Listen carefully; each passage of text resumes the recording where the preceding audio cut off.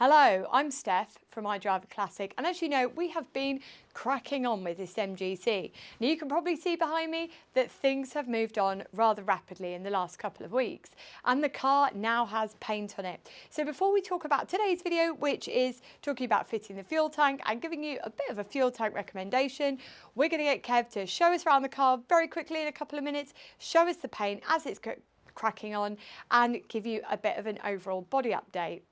Hi, Kevin Hurst here. Well, as you can see, the old thing's come along quite, well, in leaps and bounds really, since Steph was last here. The preparation has been done and I managed to get it painted, and it looks quite good, which I'm quite pleased with it really. It's obviously, as we discussed, because of the circumstances as to where I'm painting it, it's not a perfect job. But I think for what I want for the car, I think it's pretty damn good really. It's nice and straight, it's smooth, yeah, I'm quite pleased with it really, because it was blooming rough, you know, as you could see from the preparation. It took ages to prepare it, and 2 days to paint the thing. So what I did is I gave it 2 coats of the Grampian grey colour. It's going to have a nice red interior as well, and then I flattered it down with an 800 wet or dry paper.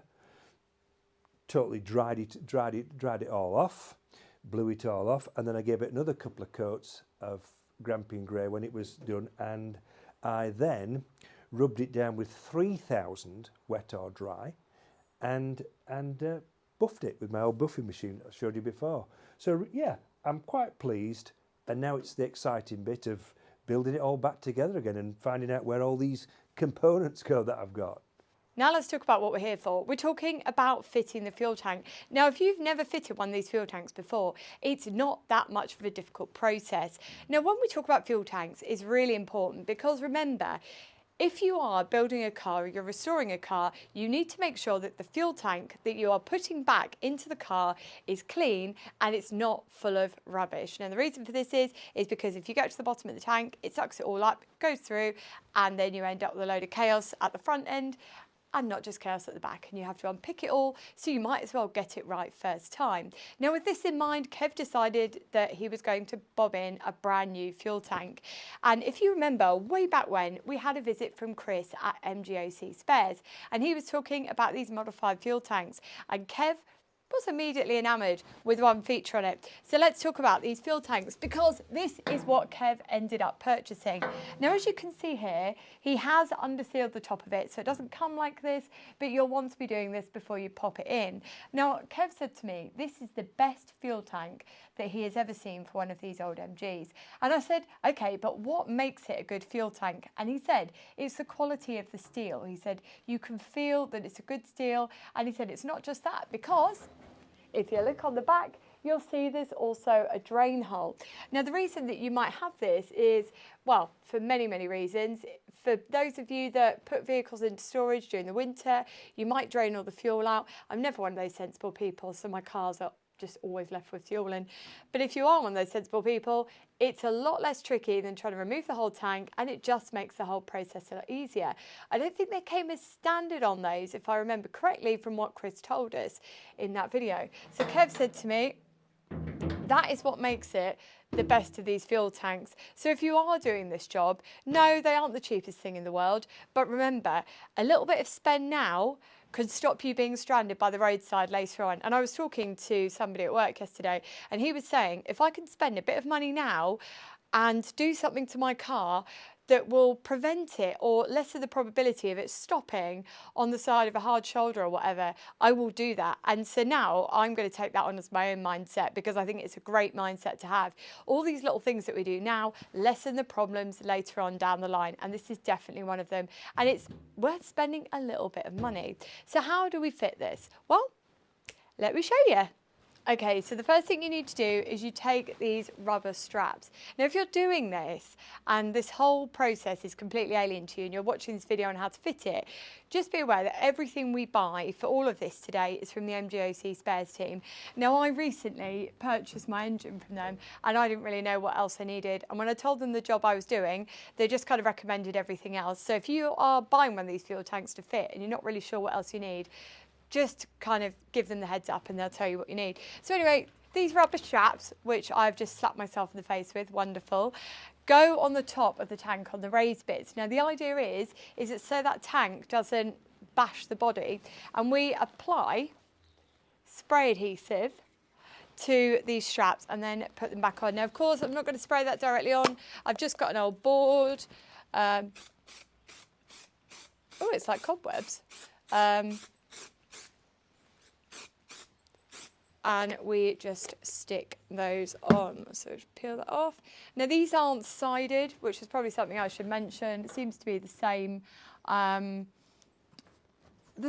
finish on both sides, so it doesn't really matter which side up you fit these. So remember, when you're doing it, you don't hold the nozzle down, as we talked about.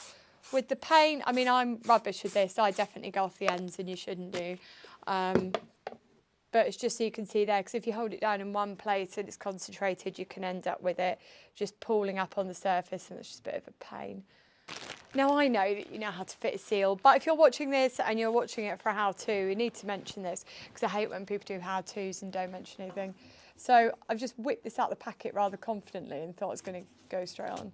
There we go. Now, you'll notice that Kev's taped round the top of here. Now that was because when he was applying the underseal and he's been applying all the other bits, he didn't want a load of rubbish to go into the tank, because as we talked about earlier, it just gets all sucked through to the front and just creates some problems later on. So just fit that seal and then you need to start fitting the tags.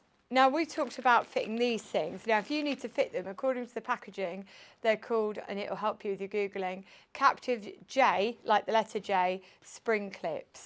Now we've got 5 of these in here. So the order to them is you've got 1 here, 2 in the middle here, and then you've got 1 there. Now if you're watching this and you're following along with me, make sure you've got your filler neck cap or whatever, filler neck, that needs to be here so that you can follow along and you understand when we're putting these clips. Now coming, so I'm going to show you how you do this, also known as, I'm going to show you as I cut my hands to it. So the idea is essentially you have to like jimmy this on.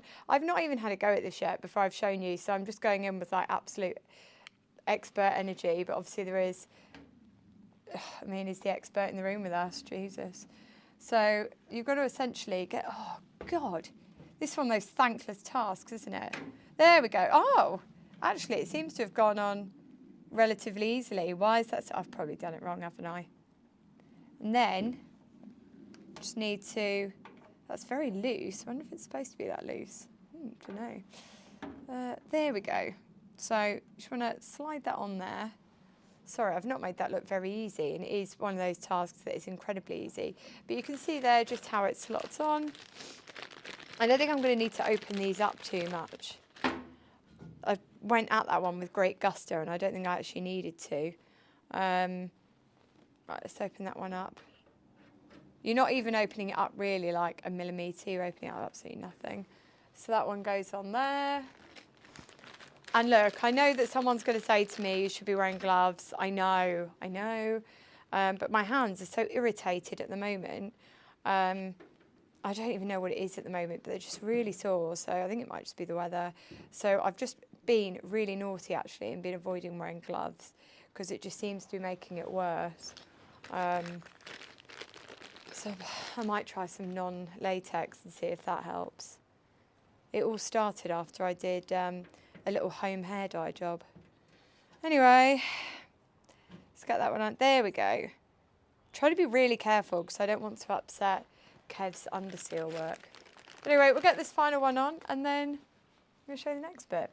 Okay, so you might be thinking, where is the fuel tank gone? Well, it's actually sitting underneath the car. And the way that we did it, and the way that you can do it, especially if you're just trying to do this at home on your own and you don't have anyone to help you, is we've got a jack. Now, what we did first of all was to make sure the car was on axle stands. It already was, but it is always worth mentioning, because if you are a day oneer and you're doing this yourself and you don't know that, you should always have the car on axle stands. It's so important. I remember years ago, somebody, the Morris Minor Owner Club, dying because their car collapsed on top of them because they were just working with a jack, and I have never forgotten that.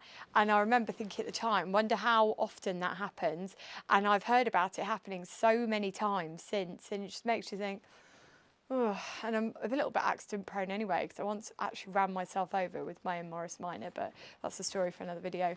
Anyway, we put it on the piece of wood that you saw us spraying the straps on, and we've jacked it up. Now, the reason we put it on a bit of wood, and I'm sure you will know this if you are a mechanic or a seasoned pro, is so you don't dent the bottom of the tank, because if you're applying all that pressure in a centralised point as you're jacking up, you're going to end up with a bit of a bent tank. And bear in mind, you've just paid a load of money for this tank. You don't want to be ruining it. So the next thing is remember we put all those washers on?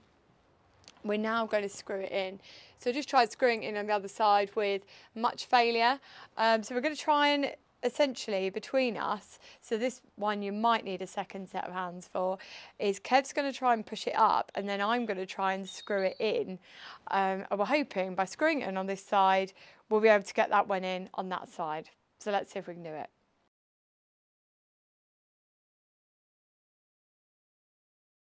Okay, so the next thing to fit, or to stressfully try and manoeuvre into place, is the petrol tank cylinder. So you've got that here, but you need to put on this little rubber doohickey on first.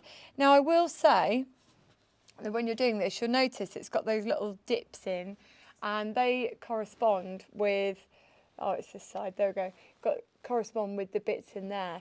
Now, this is really important, because if you don't get this right, you're not going to know how much petrol's in the tank.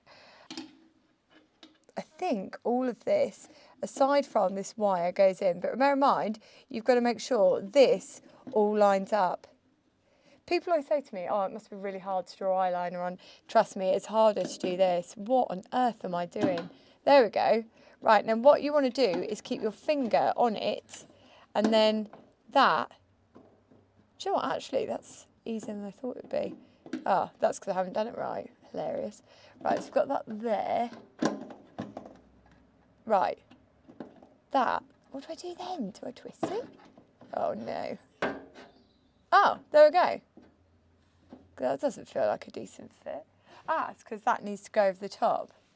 God, that'd be rubbish on something like Crystal Maze. Right, so then this goes over the top once that's in. And again, you'll see that you've got the little pieces on there. Oh no, should I have done that first? Oh, I'm such an idiot. Look, I should have done that first, I think. It was going so well, I thought I've really got this, and then I was trying to put this on the wrong way around. So you want the clips facing you, and then you'll be able to see it just kind of like twists into place. Again, a little bit like the plastic. This will twist it. There we go. Right, so then I need to go and grab a hammer because I've forgotten one. So I'm going to be a lazy girl, and I'm going to get Kev to grab me a hammer so I can just gently tap this into place. Right, okay, what I'm going to do now is we're going to have another go, because we had another seal on this and it was slightly too big, and I was really struggling. I couldn't get it right, so Kev said, let me have a go, and he's changed the game up a bit, so he's done the other seal. So Kev, I'll pass the mic over to you and you can explain what we're going to do and what we're doing. This is a ring that you just knock round, and that's enough. Don't tighten it too much because you can knock it down. It fits into like 3 lugs, and you just tap it round, and then that's how it seals. But we'd have never done it in a million years with that other seal because it was far too thick. Well, I'm now off to Bewley Auto Jumble, which I'm really excited for. Definitely shouldn't be spending more money after Goodwood Revival, but here we are. Now, I was hoping to take you over the line and show you the fitting of the fuel pipe and getting it all fired up next to the fuel pump, but Kev, in his eagerness to get everything together, has forgotten to order it, so it's actually due to arrive tomorrow. So in the next video, what we're going to show you is we're fitting the front bumper. We are going to get this finished off, going to get the fuel pipe sorted out, and then we've got a few other odds and sods to keep going with, because now we are at the exciting stage, as Kev said earlier, where we're putting the car back together. Now, when you're watching this, and you might be able to guess because I've just sent him off to Beauty Auto Jumble, we are in the middle of September. Now, Kev tells me that he reckons we've only got another 6 weeks on this, which is so exciting. So hopefully by next week we should have a little bit more to show you. Now, I really hope you've been enjoying these videos. Let me know what you think. Any questions, pop them below, and also any thoughts on Kev's paint job, because remember, this is a home paint job that he's done himself in his home garage. So I think it's looking pretty darn good to say that we haven't enlisted the help of a specialist to the tune of thousands of pounds. So that's it from me today. I'm winging my way off in the Proton because I've got somewhere else to be. So until next time, take care and drive safely.